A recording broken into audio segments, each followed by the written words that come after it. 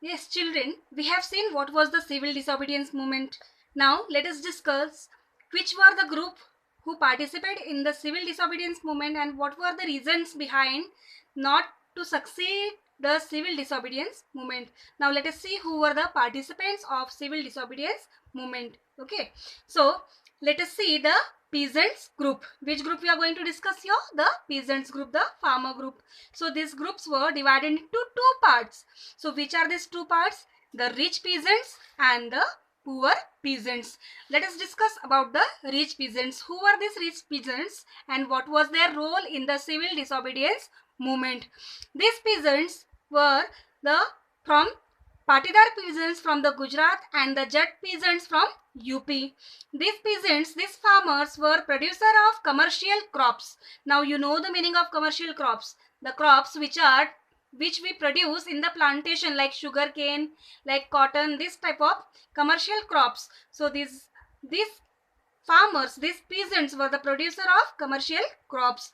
And while during this time, during this from 1930, when whole world was in the very hard economic hardship, as well as India was also suffering from the economic hardship.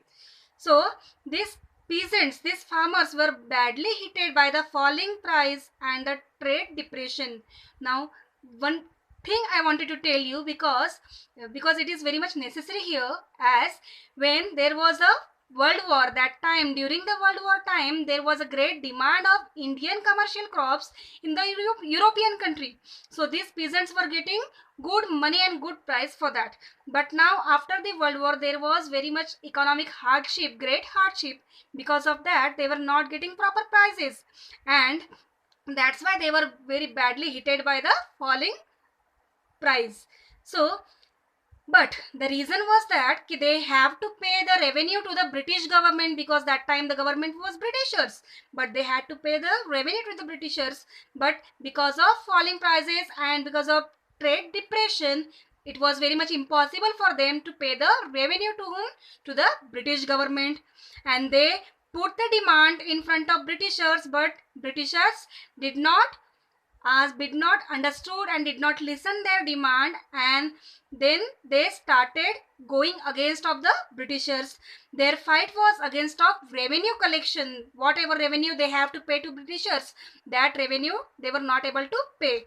But they thought that now there is no option, Britishers are not going to listen to them. So that's why they thought there is only one way and one tool now, that is civil disobedience movement, which was started by Gandhiji. Gandhiji could help them from the revenue collection, revenue taxes, paying taxes to the British government.